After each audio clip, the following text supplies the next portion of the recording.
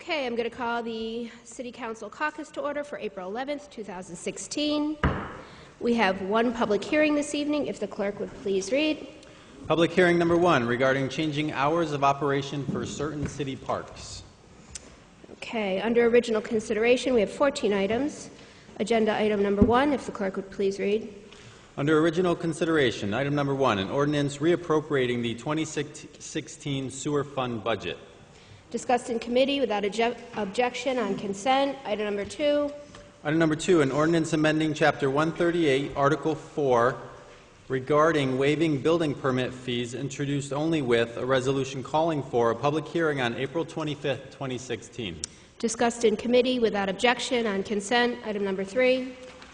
Item number 3, a local law amending 234-23 of the City Code regarding real property tax exemptions, introduced only with a resolution calling for a public hearing on April 25th, 2016. Discussed in committee without objection on consent. Item number 4. Item number 4, an ordinance amending Section 151-11 and 228.20.2 regarding street repair, introduced only with a resolution calling for a public hearing on April 25th, 2016. Also discussed in committee without objection on consent. Item number 5. Item number 5, a resolution calling for a public hearing regarding the proposed amendments 2014 and 2015 action plans, City Development Block Grant, to take place on April 25th, 2016. Discussed in committee without objection on consent. Item number 6. Item number 6, a resolution calling for a public hearing regarding the proposed 2016 action plan, City Development Block Grant, to take place on April 25th, 2016. Discussed in committee without objection on consent. Item number 7. Item number 7, a resolution adopting the following procedures and policies for the City of Schenectady for the procurement of goods and services necessary for the implementation of projects funded by the Governor's Office of Storm Recovery of the New York State Housing Trust Fund Corporation. And that was discussed in committee without objection on consent. Item number 8. Item number 8, a resolution authorizing the sale of 30 Elvey Street. Discussed in committee without objection on consent. Item number 9. Item number 9, a resolution authorizing the sale of 1841 Avenue A. Also discussed in committee without objection on consent. Item number 10. Item number 10, a resolution authorizing the sale of 783 State Street. Okay, discussed in committee without objection on consent. Item number 11. Item number 11, a resolution authorizing the sale of 805 Stanley Street. Discussed in committee without objection on consent. Item number 12. Item number 12, a resolution commemorating the 50th anniversary of the Friends of the Schenectady County Library. And that will be taken out of order and presented by Ms. Porterfield. Item number 13. Item number 13, a resolution recognizing the month of April as National Autism Awareness Month. And that, too, will be taken out of order, presented by Mr. Ferrari. Item number 14. Item number 14, a resolution recognizing National Crime Victim Rights Week. Also taken out of order and presented by Mr. Riggi. And we have 2 things under contract and supply. If the clerk would please read. Item number 15, under contract and supply, a resolution accepting the bid and awarding the contract for automotive tire changing and balancing equipment to Total Tool Ltd. Discussed in committee without objection on consent. Item number 16. Item number 16, a resolution accepting the bid and awarding the contract for fertilizer, pesticides, and turf supplies for a municipal golf course 2016 season. Also discussed in committee without objection on consent. And then we have one additional item for original consideration to be moved to the council agenda, item number 16A. If the clerk would please read. Item number 16A, a resolution proclaiming April 2016 as Fair Housing Month in the City of Schenectady. And I'll need a motion on that. Motion by Mr. Palameni, seconded by Mr. Riggi. All those in favor? Aye. Item number 16A will be taken out of order, and Mr. Mutaviran will present that.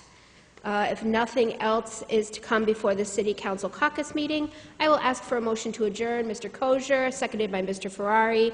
All those in favor? Aye. Thank you. We're adjourned. And I will now call the City Council meeting to order for Monday, April 11th. And I will ask that you rise for the invocation from Lynn Gilgore. Ms. Gilgore is the director of the Lund Resource Center for Nonprofits under the First Reformed Church.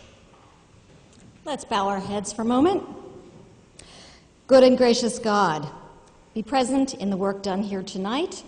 Enable a spirit of cooperation where we agree, grace where we disagree. Let our work be done for the common good, and let us recognize the good intent in every individual. Amen. I will now ask Mr. Rocky Mann to lead us in the Pledge of Allegiance. Allegiance to the flag of the United States of America and to the republic for which it stands, one nation, under God, indivisible, with liberty and justice for all.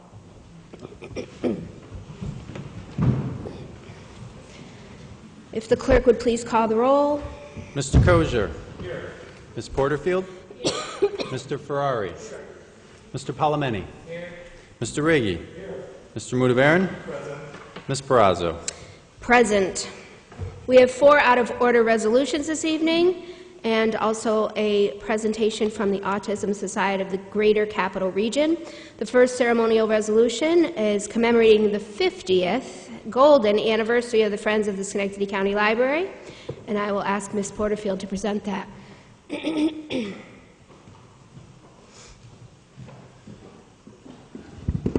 I'd like to invite the representatives from the Friends of the Library behind the rail, please.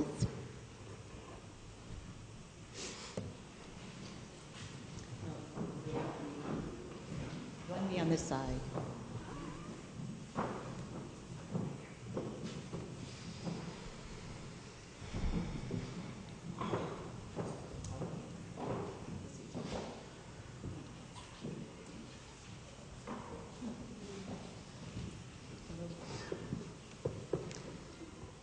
Okay, Madam President.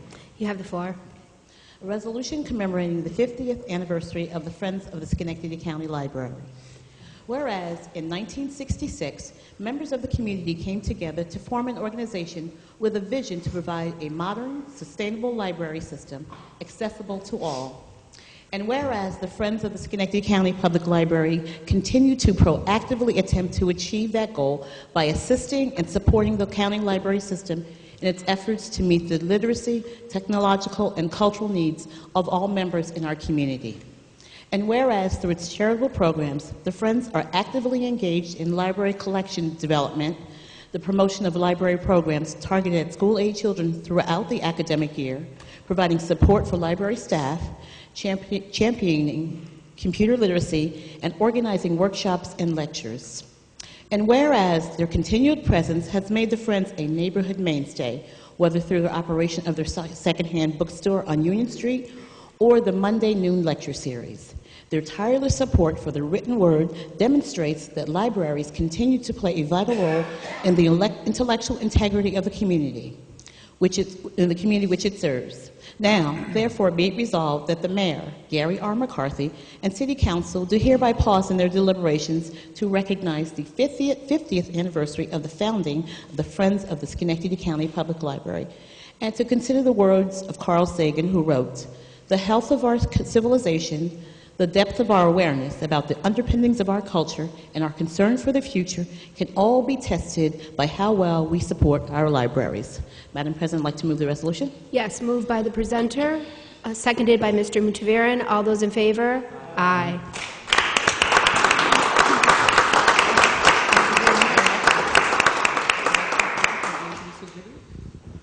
I'd like to thank the council and Ms. Porterfield for the honor of having us here this evening.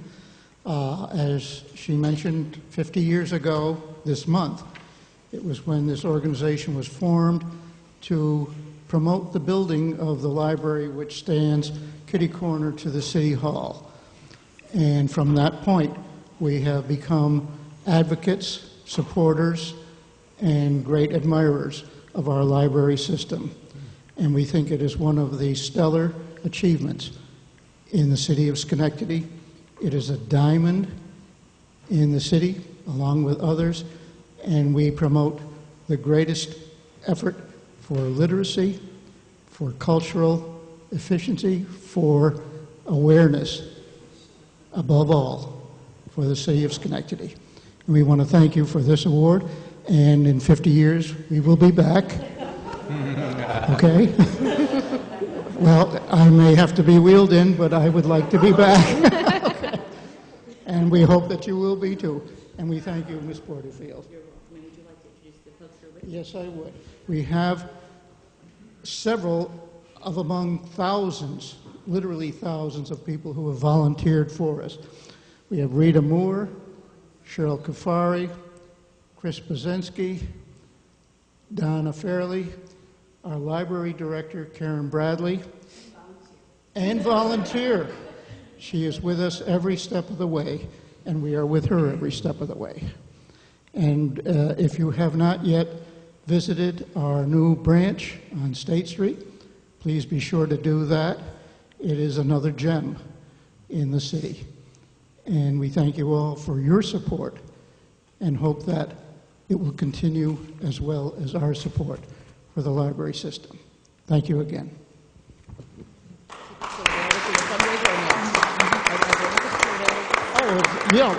I'll give, if ever I have a chance to promote something, we have our big book sale on April 30th and May 1st of this year. We have our bookstore at the corner of Clinton and Union Street, which is open 7 days a week, 18 shifts, over 100 volunteers working every week to raise funds solely for the purpose of promoting the library and its programs. And so I would like to see you all at the book sale. I can guarantee we have approximately 50,000 books. You might find something you like. Let's hope so. And let's hope it's not politics. Okay. But again, we appreciate your support, and we are glad to be neighbors right across the street from you. So stop in and see us and enjoy our offerings. Thank you very much. Thank you again. Thank you.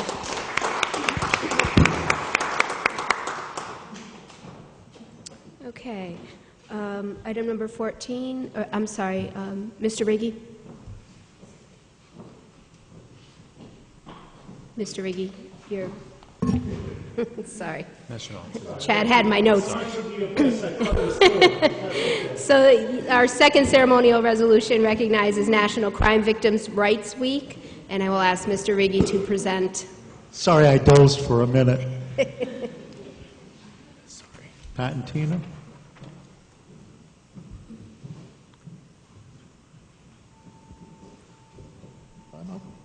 A resolution recognizing National Crime Victims' Rights Week. Madam President? You have the floor. Thank you. Whereas 23 million Americans are the victims of a crime each year, and of that number, 5.2 million are the victims of violent crime. And whereas victim rights are a critical component of the promise of justice for all, found in our nation's Pledge of Allegiance, and provides the foundation for our system of justice in America.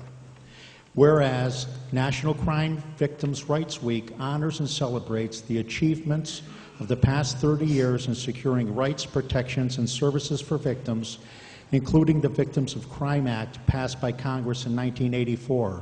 And whereas this year, the Federal Department of Justice Office for Victims of Crime has announced the theme of Serving Victims, Building Trust, Restoring Hope, in order to underscore the importance of early intervention and victim services in establishing trust with victims, which in turn begins to restore their hope for healing and recovery. And whereas while our society has made great strides in working with the victims of crime, there is always room for improvement, especially involving those in historically underserved communities, such as those victims with disabilities, victims with mental illness, underage victims, elderly victims, victims in rural areas, and victims in communities of color. Now therefore be it resolved that the Mayor, Gary R. McCarthy, and City Council do hereby pause in their deliberations to recognize the week of April 10th through the 16th, 2016 as National Crime Victims' Rights Awareness Week, and encourage its residents to help raise awareness about victims' rights. Madam President, I move this resolution. Yep, moved by the presenter, seconded by Mr. Ferrari. All those in favor? Aye.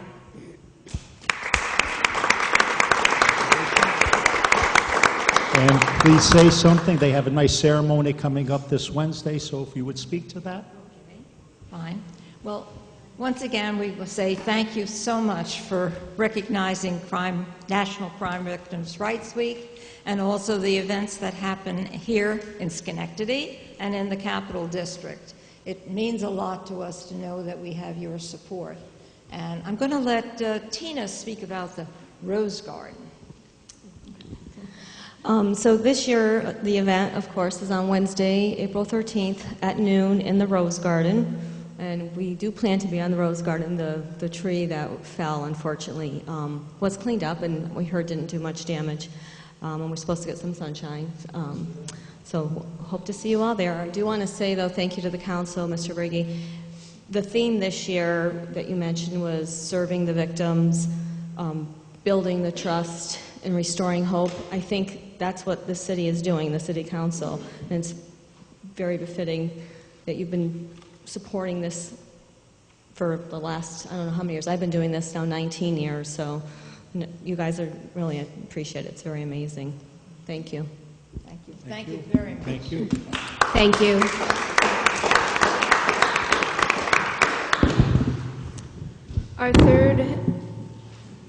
Our third ceremonial resolution proclaims April 2016 as Fair Housing Month in the city of Schenectady, and Mr. Mutaviran will present that resolution.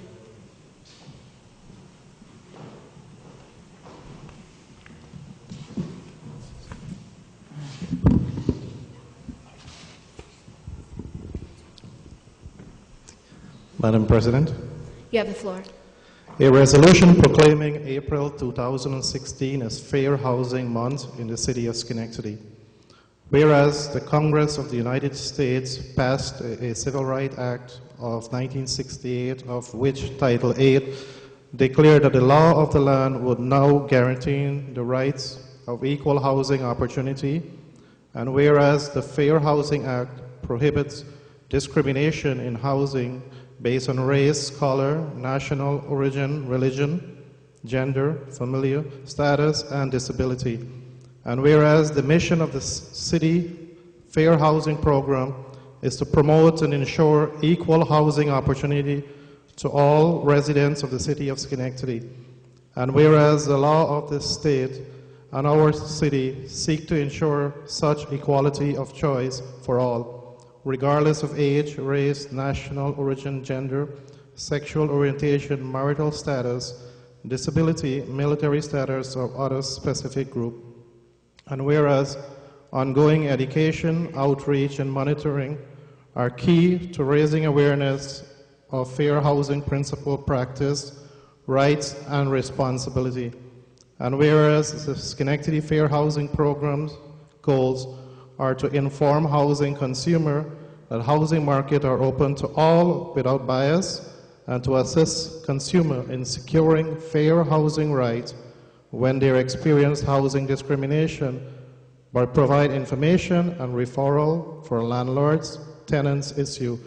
And whereas the city of Schenectady has a clear record of securing and effectively utilizing funding of all levels to support and further its goals of revitalization, fair housing choice, and the establishment of safe, stable, and attractive neighborhood for all residents.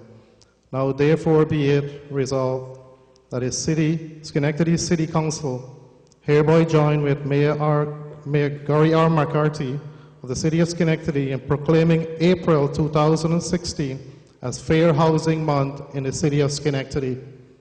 Madam President. Moved by the presenter. Do I have a second? Ms. Porterfield, all those in favor? Aye. Thank you. Thank you.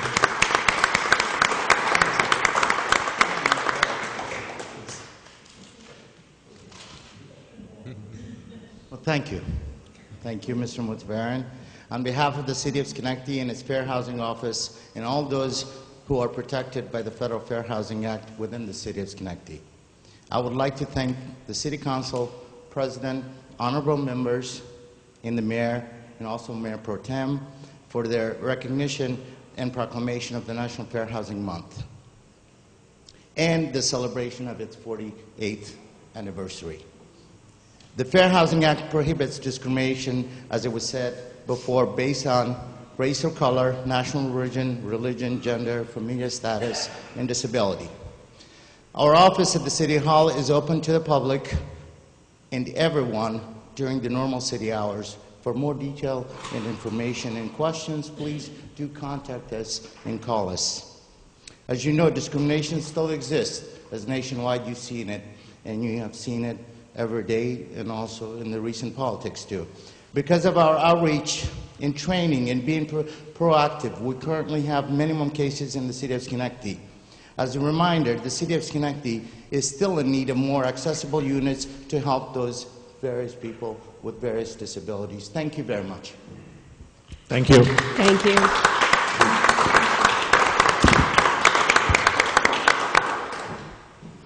And our fourth resolution recognizes the month of April as National Autism Awareness Month. And I will ask Mr. Ferrari to present. I believe we have Janine Crashwag here.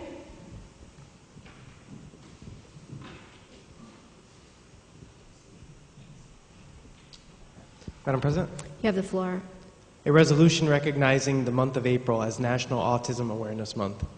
Whereas autism is estimated to occur in 1 out of every 150 individuals and knows no racial, ethnic, or social boundaries. And whereas autism affects the normal development of the brain in the areas of reasoning, social interaction, and communication skills, causing those suffering from the disease to have demonstrable difficulties.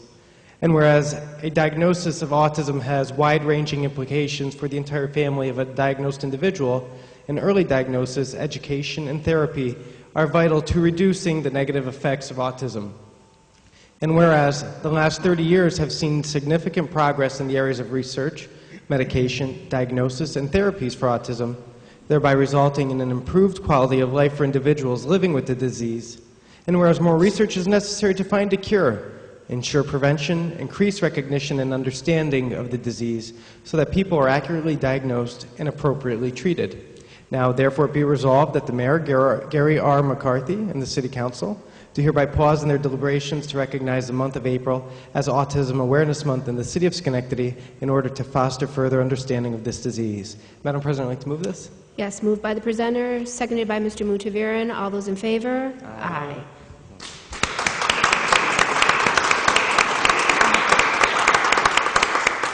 Thank you for taking the time to learn more about autism and to recognize the work that the Autism Society does. Some things that you may not know, that the Autism Society of America was founded in Schenectady, New York. I myself just learned this about 2 years ago when it was announced at a conference.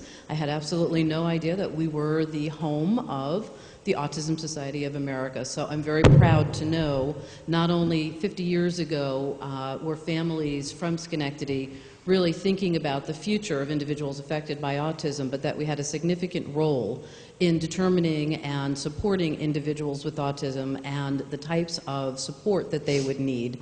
The CDC released numbers not too long ago, just about a week and a half ago. There are 1 in 68 children who are going to be diagnosed with autism. That means 1 in 68 of our young people in Schenectady will have an autism diagnosis, and as a spectrum disorder, that means that we can expect individuals who will need 24/7 care in our communities, as well as individuals who are going to marry, work, attend college, and do all of the same things that our citizens are so lucky to have afforded to them in the city of Schenectady.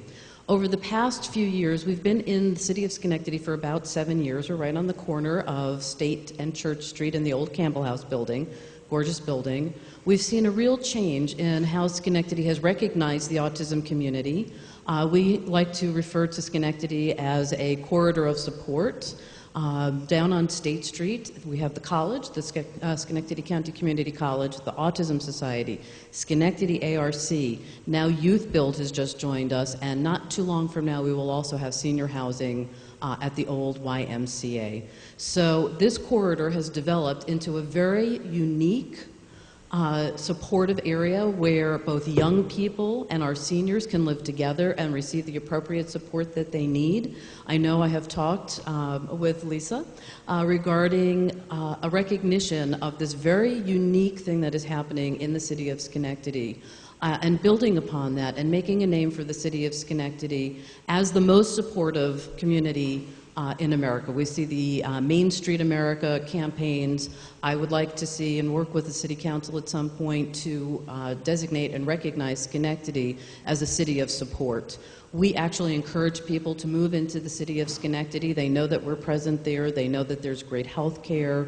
They know that there's a college locally that they can access quite easily. The last 2 years we have run very quietly and as a pilot project.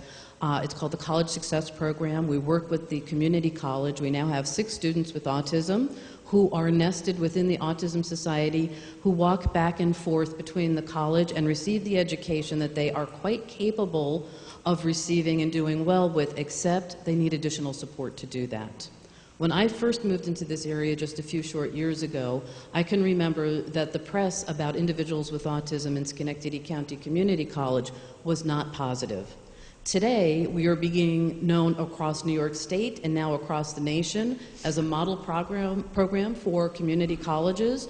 It's affordable, it's realistic, it gives our students who have the academic capacity and capability with autism the ability to go to our local community college, learn their trade, come out with a degree, and complete their college education. Our hope is that they will then move on and go into a 4-year school. If not, Schenectady becomes home to many of these young adults. They're now living all around State Street. They connect with Schenectady ARC. They stay with the Autism Society. We can help them to connect to other services and supports that they need. This is only happening in the city of Schenectady. So it's a wonderful, wonderful thing that's going on here. We're looking at housing, we're looking at employment, we're also looking at families who have younger children who are coming up, so we're talking to the schools, we talk to Ellis Hospital, because we recognize that the autism community touches every single system and community that we have. Most people today, if I ask if you know somebody with autism, almost everyone in a room will raise their hand. They are either raising a child, they have a sibling, they're working with a coworker who is raising a child. It's just everywhere these days. And if you think about 1 in 68, and the ratio for boys is about 1 in 42. So that means 1 in 42 of our young men in the city of Schenectady is going to be diagnosed, or perhaps not diagnosed, but still have an autism spectrum disorder, which can often be mistaken for poor behavior, for rudeness, and that means that they're going to touch with law enforcement, other first responders, and we can change that. And I'm very proud to be a part of the city of Schenectady and to know that we have a very bright future and that we have some really promising things to build on. And I'm hoping that the city will build and really own and take ownership of this corridor of support. I don't know where it will take us to, but the fact that my child, who's 28, can live here, anybody else's child can live here with appropriate levels of support, and our seniors can also live here, I think is a wonderful future for the city of Schenectady. So thank you very much. Thank you.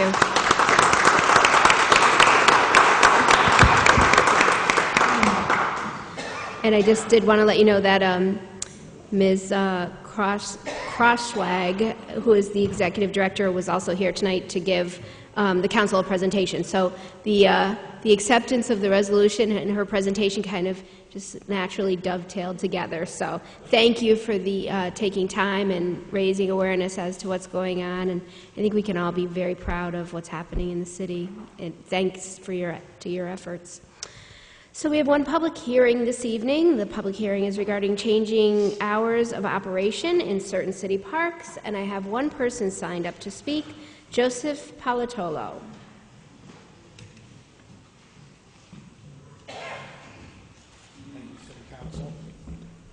My name is Joseph Palatolo. I live at 2255 Campbell Avenue in Schenectady. We've been there about 15 years. It's right on Hillhurst Park. We're also co-captains for the Bellevue Neighborhood Watch, which does a lot more than just watch and report illicit activity in our neighborhood. We are in support of changing the hours of the ordinance to dusk because we see a lot that goes on after 9 o'clock, which is what it is right now. Or before 9 o'clock and after 9 o'clock.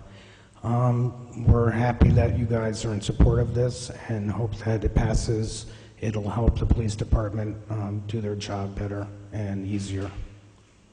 And I'm his wife, Tony, and I would just like to say that the police are powerless to do anything if it's before 9 o'clock, because the hours are till 9 o'clock. There's illicit activity going on after dark, there's drug use, there's all kinds of bad stuff. The police come up, they can't do anything because it's before 9 o'clock. So we urge you to please consider changing the hours to dusk. And also Fairview Park, my 8-year-old grandson and his mother live right up against that park, and also the same thing, a lot of bad stuff going on. So thank you for your consideration. Thank you. Seeing as there are no other speakers, I will declare the hearing closed and move on to approval of the minutes from March 28th meeting. Motion by Mr. Riggi, seconded by Mr. Ferrari. All those in favor? Aye. Thank you. If the clerk would please read communications and petitions. Communications presented to the City Council for Monday, April 11th, 2016.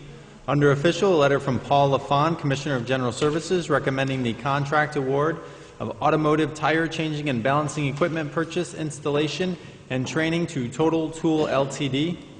of Castleton, New York.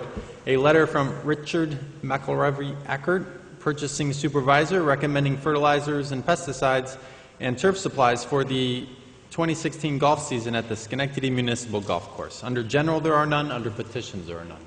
Thank you. And we're on to committee reports. Ms. Porterfield. Thank you. At the committee meeting on April 4th, the Health and Recreation Committee discussed a couple issues around smoking. The first was to discuss non-smoking around municipal buildings and how we can develop legislation for that. The Tobacco Free Coalition has come to us, and we've been discussing this actually since last year. At this point, Corporation Council will be looking at the legislation and seeing how we can develop legislation for the City of Schenectady and bringing it back to the Council. Additionally, the Tobacco Free Coalition has asked us to continue considering about legislation regarding the sale of tobacco within 1,000 feet of schools. The challenge that we're told with this particular legislation is how to enforce it. So what we agreed to do was to discuss it with the mayor and then have further discussion regarding if we're able to enact such legislation and how we'd be able to enforce that. And with that, I have an announcement about those folks who do still smoke and would like to quit smoking. There's a program called The Butt Stops Here. It's an award-winning program that has helped thousands of people to stop smoking. There is a fee for the program, but it's a sliding scale, so individuals, they do it based on your ability to pay. It's being held at St. Mary's Hospital in Troy, and there's five. The program goes on for 5 weeks, and it's from 6 to 7 p.m. And it has dates here, and the next date is from April 26th through June 7th. And if individuals are interested, they can call to register at 268-5727. But also in Schenectady, there's a free program called The Courage to Quit. And this is a faith-based smoking cessation program, and it's Schenectady. It's at the City Mission every Monday from 6:30 to 7:30 p.m. Thank you. Thank you. Mr. Kosher. Thank you, Madam President. If you may see on your agenda, items number 5 and 6, in a couple of weeks, we're calling for 2 separate CDBG public hearings. The first one will be for funds that were not used during the year of 2014 and 15, and the mayor has given us some recommendations again, as he does, and the first piece of it is going to paving and about approximately 2 miles of CDBG eligible roadways and some ADA improvements as well. The second piece is going to be going to the demolition of approximately 10 blighted and abandoned properties. And I'm very now proud to announce that the mayor is recommending $75,000 going toward our summer youth employment program, and that would be eligible to employ approximately 65 teenagers here in the city of Schenectady. So again, there's two separate public hearings. That'll be the first one, of course, and the second one, which will be the same evening, will be for regular allocations of the 2016-17 CDBG program that the mayor again has given the council recommendations of. There are copies of those allocations downstairs in the clerk's office, and it's also available on our newly designed website. If you go to the home page and click under Government, and then click under Development, you'll see the proposals there for all the different agencies and allocations for such. One other thing, again, we keep talking, we're moving along again. We have 4 properties that we're going to be moving on this evening. And again, once again, very proud to announce that of those 4, 3 of them will be owner-occupied. The 4th is going to be purchased by it'll be a corporate headquarters for a local construction company. $47,000 worth of properties are being sold, and $292,000 will be the total assessed value that will hopefully be back on our tax rolls. So again, I highly commend our committee for working on this, and Jackie Mancini and our colleagues here to supporting and moving on these properties. Thank you. Thank you. Other committee reports? Okay, so we will move forward to privilege of the floor as it relates to the legislative agenda. I have 2 people signed up to speak. Jason Plank. Madam President, City Council, Mayor Pro Tem, on the Community Development Block Grant piece of the $600,000 they're doing for repaving, back when we got the economic stimulus money back in about 2009, 2010, they did a rope-a-dope here in the City Council. What it is they took that $600,000 that was earmarked for Hamilton Hill, Mount Pleasant area, and then they turned around and gave it to a developer. Then they took the $600,000 that they got for economic. It had to go for an economic area, distressed area, so they took that $600,000 through there. I'm hoping that this same process is not going to happen, the same thing again. And so I'm just wondering that when the City Council takes a look at it, is this an additional on top of already of what's already earmarked for Hamilton Hill, Mount Pleasant, and some of the lower economic area, or is this going to be a rope-a-dope of switching these monies around? So I'm hoping that that can be taken a look at. The other one is the purchasing policy that you've got on the agenda. The right of due process is not even processed. What they're saying is that they're giving you 10 days after the bid in order to go to the purchasing manager. What if there's a problem with minority participation, that there wasn't enough, or anything else? The purchasing manager doesn't even have the expertise of determining whether or not that's supposed to happen. So you got to have another portion where the affirmative action manager's got to get involved in this. And then if you don't like the purchasing manager's decision, who else do you go to? The other alternative is you have to go to the mayor, but there's nothing that says that your right of due process that you have to do that. So you're missing some elements in your passing it tonight that's not even complete. So I'm hoping that you can be able to take it off the agenda tonight or bring it back and redo it again. You know, we've got to have the right of due process, and we've got to be able to understand what's going on. The other one is the fair housing.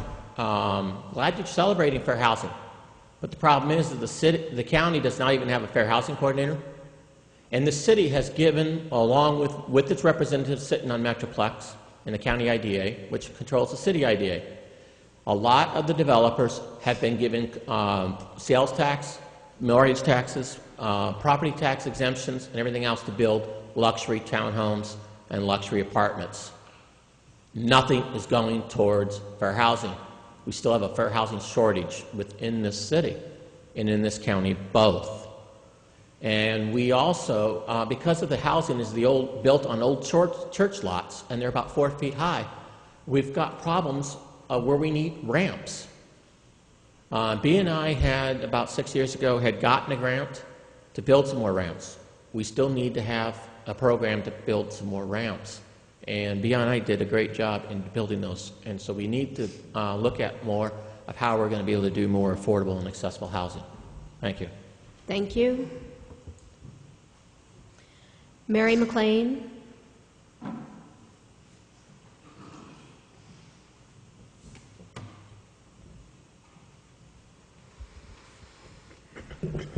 Good evening. My name is Mary McLean. I live in the city. Item number 2, waiver of building permit fees. Fixing something does not necessarily mean improvement or beautification. What does the city expect to gain from waiving fees? The city fixed my street. The road was covered with blacktop. The shoulder was never touched. Part of the street looks new, another part is old. It is a permanent condition that was caused by City Council's decision. I am going to give you an update on my street. Since the street was paved last summer, one of the neighbors had the shoulders redone in front of her home. The contractor did not smooth the blacktop where the shoulder meets the street. It looks like a big scar on the road. That would not have happened if all the work had been done at the same time. Give waiver permit fees, and what happens? I'm going to give you 3 examples. My property borders along the backyards of the homes on Knott Street. A Guyanese family bought the property. First, they removed all the sod and the grass from the backyard and put down blacktop. It's like a parking lot. Then they enclosed the entire property with a lacy-looking white wrought iron fence and painted the medallions in the fence pink. The house is yellow, and the side of the garage was later painted orange. Would you like to give someone like that a waiver? By your standards, is that an improvement? Example number 2. Across the street, a Guyanese family bought a big 2-story flat for an investment. Renters live in it. The new owners installed new aluminum siding on the house, cream panels with burgundy trim. They never fixed the detached garage, which is old yellow paint with rotting doors. Would you call that an improvement?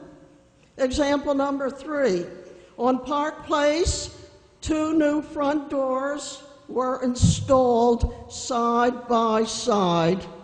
Each door is different. The city needs a 5-year program that encourages homeowners to fix their properties without being reassessed. That is key. No reassessment. Keep a check on the work being done. If the program is successful, extend it. Homes get improved. The city does not take a loss on waivers. Don't reward bad behavior. In all my 3 cases, what do you think was beautified? What do you think was improved? Thank you. Thank you. Seeing as there is no one else signed up to speak, I will declare this portion of the meeting closed. And I will ask for a motion to approve the legislative agenda. Mr. Riggi, seconded by Mr. Kosher. All those in favor? Aye. Thank you. And we will move on to privilege of the floor for city business. I have 4 people signed up. Jason Plank. Madam President, City Council Member Pro Tem, don't forget that the grieving will be in May. We still need a lot of the property owners to grieve their property taxes. A lot of the developers and contractors have received 25 to 55% off of their assessment. Use the claims as part of the requirements.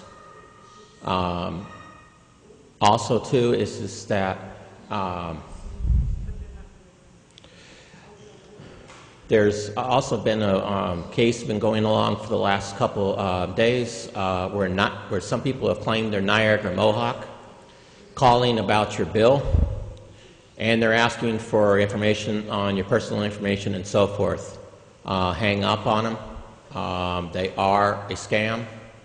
I just got the call myself today. I was a little shocked that I got one today. And I called Niagara Mohawk, and they said it was a scam. They will not contact you if your bill's late or anything else. That you are to, they will send out a bill telling you to contact Niagara Mohawk. So I urge people to definitely not give out any personal information when Niagara Mohawk calls, unless you've called them. The other one is that we've constantly, because now it's starting to get the spring summer, we're constantly getting these other companies to try to get you to switch over to their for Niagara for new building, and that's also another scam. The reason why is because it will affect your DSS in trying to get heat and so forth transferred over, and you can incur a lot of extra fees that are unnecessary. And just to get you transferred back over, you're incurring more fees. It'll cost you long in the run. These individuals keep coming in. They're the same individuals. I've notified the city clerk a couple times on them, and it's just that the police are just too darn busy to get out there in time to go after them.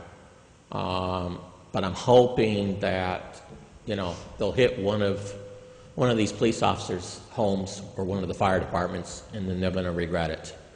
But all you have to do is just say no, slam the door, walk away, or you're not even open the door. They don't even have name tags on them. They look like a clipboard at it, and they start in with their spiel of, we could save you thousands of dollars in switching over and all that kind of stuff. So I please urge people, just take it easy and be careful of the scams. Thanks. Thank you. Joy Hall.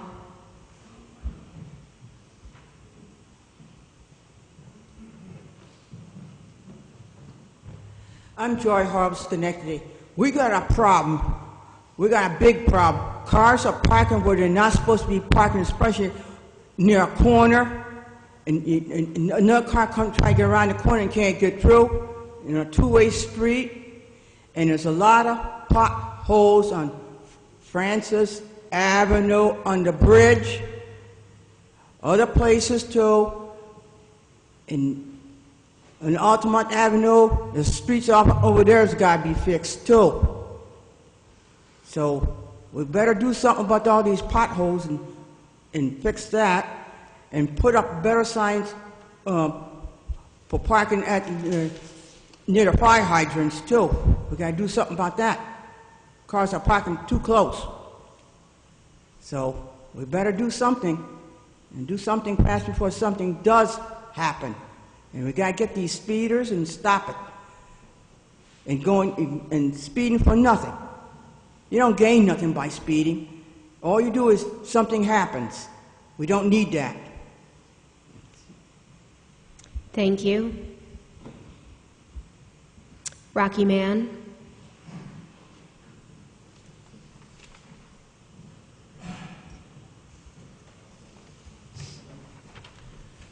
Madam President, City Council members, you know, this morning, my developer, Ron Gardner, he called me. He said, I got some good news. The city approved of you purchasing the property for our new headquarters, our new offices, and warehouse space. So, as I was coming home this evening, and I'm still riding high and excited, I figure I'd stop by and just say thank you. We have some great ideas for that particular property. We had 3 choices, one in Cohoes, another one in Albany, but we wanted to come back to Schenectady. I live in Schenectady. I started in Schenectady. I moved away 5 years ago. But we wanted to come back, and we wanted that particular one because it sits in my community. And one of the things that I want to encourage people from my community is that you can do it too. If I can do it, so can you. Our doors are going to always be open to the community to encourage the community who might be interested in doing what I do, which is construction. I don't know about computers. I don't know about politics. I don't know none of that stuff. I know construction, and we are going to be willing to train and teach any young man or women who might be interested in the occupation of construction. I'm involved in a multi-billion-dollar business, and I would like to see some of that be passed along to the people in my community. But I do know and I do understand as a businessman, we got to get them trained. And I'm hoping that I get a chance to work further with the city on trying to figure out how can we get some of the residents in Schenectady trained in a very lucrative career building industry. As y'all know, construction ain't never going nowhere. Man been building since, I guess, the world was developed. So once again, I just wanted to come here and thank you guys for giving us the opportunity to get that property and come back home. Thank you. Thank you. Joseph Palatolo.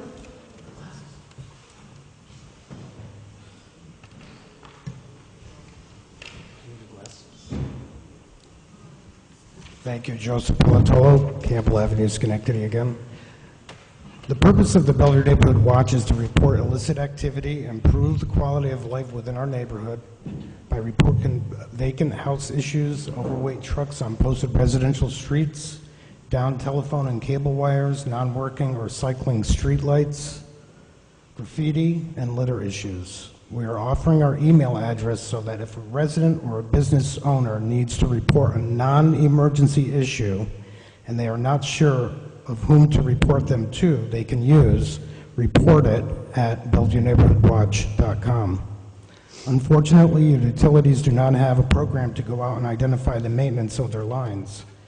Maybe that should be looked at when the next franchise agreement is made. Also on the dispatch system issue, instead of people feeling intimidated when they call the new multi-million-dollar county dispatch center, they should set up an email address that is also for non-emergency issues. That is all for now. Thank you for your time. Thank you. I have no one else signed up for privilege of the floor, so I will declare this part of the meeting closed and move on to miscellaneous business of the council. Mr. Riggi. Thank you, Madam Chair. I'm going to announce there's an open house this Thursday, April 14th, 5:30 to 7:30 at Notre Dame Bishop Gibbons School, and it's now grades 6 through 12. And Jack Arnicky came and spoke at our church about this. And for those that can afford it, and not all can, it is a very good education. Their graduation rate is 100%. The people that graduated, the average scholarship money that they received was $116,000. So these numbers are pretty impressive for someone that can afford to send their children to a Catholic school, and the Catholic education is very good. They have smaller classes. There's a lot of pluses to it. But I was very impressed to hear of their graduation rate and like that. So it's it's an open house at Notre Dame Bishop Gibbons, Thursday, April 14th, 5:30 to 7:30, and it may be worth for some people to explore this for their children. Secondly, the Bellevue Preservation Incorporated monthly meeting will be April 14th, this Thursday, 7 p.m. at St. Paul's Episcopal Church, 1911 Fairview Avenue. Guest speakers will be City Assessor Molly McElroy and Key Bank Manager Lori Raffieux. I'm sure Molly will be going over the grievance process for people to grieve their assessment, which is coming up this May, so it's good timing to have this. And for those that are interested, it's open to the public. They should go and see what the assessor has to say about the process. To some, it may seem intimidating, but it really isn't. It's fairly simple, the small claims. So I think that's something people should get involved with. Also, their neighborhood garage sale is June 4th, and there'll be more news coming with that. So this year, it's going to be on June 4th. The public is invited and can participate. Last year, I think we turned the Bellevue Little League field over to Upstate Premier Baseball, and they finally got everything together, and they did a great job cleaning the field up, and everybody's really happy with that because that was quite a mess over there. And this Thursday, the Valley Cats will be there to put in a brand new infield, a sod infield, which is terrific. That's going to be a big improvement, new pitcher's mound. So they're ready to go for this year. They're going to serve children 10 through 12, but they're looking to expand also. So that's good because that's what that area of Hillhurst Park was designed to be. It opened in 1950, and it's been a Little League field. This isn't Little League baseball, but it's youth baseball. And the group that's this Upstate Premier Baseball, they're doing a good job. They have traveling teams and whatnot, but finally the field will be used for what it was intended for, and it's really good and uplifting to see this transformation take place. So it should be real nice with a new infield. Nobody will make an error on that, I don't think, that's for sure, with a sod infield. So that's really, really something to see. And there was some damage to our parks with that straight line wind that we had come through. Thank God there's a real big pine that came down at Fairview Park, and from the neighbor across the street that witnessed it, a school child just missed getting hit by the tree because it was just one of those things that came up like that. Nothing anybody could do about it. But the city did get in there the next day, and we had a contractor in there. They got the tree all cleaned up. It's a big pine. All those trees in Fairview are extremely old and extremely large. Some of them aren't as healthy because of their age, just like some of us. So it goes with the territory. But it's a beautiful park, and I'm glad that they got it cleaned up. And there's plenty of other pines around there. But I know Central Park received a lot of damage. The Bee Diamond, I think, got hit pretty hard. They lost the fence there. And Jeremy said he was looking to get something back up there so they can start the games that they have scheduled. So that'll be good. And again, this Wednesday at noontime, that service in the Rose Garden, everybody that's been there, I'm sure it's something you don't want to miss if you can make it, because it is very touching. And when you see that list of people that were murdered, it's mind-boggling. You know, the names, there's so many names on that list, but it's a very touching and moving ceremony that's held there every year. So it's supposed to be a nice day, and hopefully it'll be in the Rose Garden like it is. Sometimes it isn't, sometimes it's in the pavilion, but it's something that you don't want to miss. Thank you. Thank you. Ms. Porterfield? Thank you. I want to announce that the Hamilton Hill Neighborhood Association will be meeting this Thursday, April 14th. This is a change from the regular meeting day. It's usually the first Thursday. But for this month, it's going to be the second Thursday of the month at 6:30 p.m. at Bethel AME Church at 540 Mumford Street. On April 29th, the Friendship Baptist Church will be hosting a health fair at Friendship House, 955 Albany Street, and it'll be from 10 a.m. to 3 p.m. It is free and open to the public, and they will have various health screenings at that time. And lastly, there will be a groundbreaking ceremony for the Joseph L. Allen apartment buildings on April 5th at 1:30 in the afternoon. Oh, thank you. May 5th, that's right. April 5th is passed. Oh, surprised me. On May 5th at 1:30 p.m., that's at the corner of Albany and Hewlett Street, about 780 Albany Street. So if you've passed by there, you can see the demolition that's already started there. So on May 5th at 1:30 p.m., there will be the official groundbreaking ceremony. Again, the public is invited to come And the apartments are being named after a former council member, Joseph Allen, who resided in the Hamilton Hill community. So that's really a great honor for his family, and I think it's worthwhile the service that he provided to our city, and I'm glad that we're able to do that. Thank you. Thank you. Mr. Ferrari. Thank you, Madam President. The Schenectady Millennial Council has been working diligently in their efforts at making Schenectady a better place. And the Schenectady Millennial Council is hosting a forum on heroin addiction on April 22nd at 6 p.m. at the Schenectady High School Black Box Theater, and everyone's encouraged to attend. Thank you. Thank you. Mr. Palameni. Mrs. McLean actually mentioned something that we're considering as a council, something on the books, but we're looking to alter slightly, is reducing the value-added tax on improvements. Well, getting rid of the value-added that's part of property tax improvements, property improvements, I should say. So this would encourage neighborhood revitalization, property improvements, beautify neighborhoods, increase property values. It's something that we're looking to do as a city council in conjunction with Mr. Mutavaren's building permits process. So this is, again, a step in the right direction as we continue our push for neighborhood revitalization as a council. And it's just a number of things that we'll be continuing to put forward throughout the year as we look to help citizens really improve their neighborhoods and get back to where we really all want to be. As far as Bellevue Little League goes, it's a place where I played as a little boy. It's something that is dear to my heart.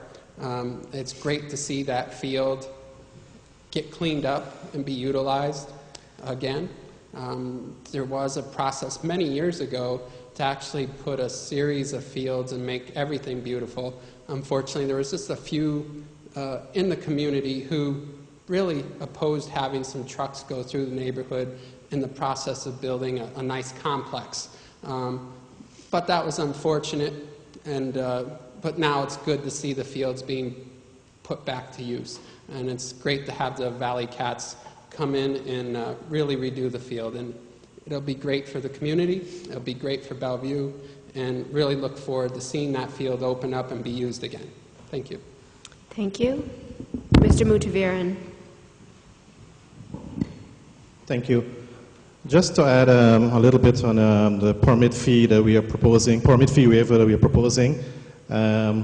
What we are proposing here is a permit fee waivers for all exterior work for property 1 to 4 units. And the cost of work, maximum cost of work improvement to achieve this waiver is $25,000 and below. So what we're looking here, and hopefully the public hearing will get more information, is that if your cost of work is under $25,000, the permit fee, cost of work fee, and the application fee would be waived. And it's stipulated that it's 1 to 4 units, and it's between a period of June 1st to August 31st. You have to pull your permit within that 3 months, and it's good for 1 year.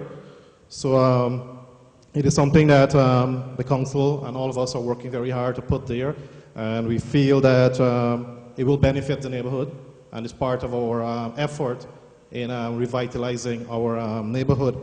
And I will encourage people to take this opportunity to come out and speak and let us know your thoughts about it, and to buy into this program. Thank you. Thank you. Any other council miscellaneous business?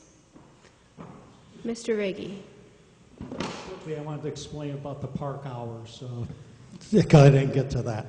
And thank you for coming to speak to that. We look outside right now, it's just a little after 8 o'clock, and it's been dark for probably at least 20 minutes to a half hour. So legally, people can be in the park right now, and some are causing mayhem, as we know, with the equipment that got tagged. So this is what this is, we're going to try to target, is to just have after dark. You can't be in the park. And Corporation Council worked so we get that tightened up, because since there's 3 stages of twilight, we'll see what stage of twilight we'll use. But I think it is something that's much needed to give our police officers the teeth they need to at least tell people they can't be in there after dark. So right now, it's dark and they shouldn't be in there, but right now, they can be in there until 9 o'clock. So that's really what it's all about. It's simple, and hopefully we'll get to a resolve to this. Thank you. Thank you. Anyone else? Okay. Anything on behalf of the mayor this evening? Okay, very good. Excellent. Just a couple things. I was lucky enough to go to the rededication mass at St. Anthony's Church. It was just wonderful. Mr. Ferrari was the cantor that day, but it was really quite impressive and really meaningful, and the dinner that followed was packed. The Glenn Sanders Mansion has never served so many people before, the banquet captain told me. So certainly people showed up en masse to support St. Anthony's reopening. It was wonderful. Congratulations to our very own Gazette reporter, Haley Vaccaro. She's not here tonight because we have a couple of celebrities in the area with candidates coming in, but she is a finalist for an Associated Press New York Award, which I think is very impressive and certainly an honor itself to be a finalist, but we certainly wish her the best of luck. Also, congratulations to Raindrops Closet and founder Shireen Rivera. They had a grand opening on Saturday afternoon.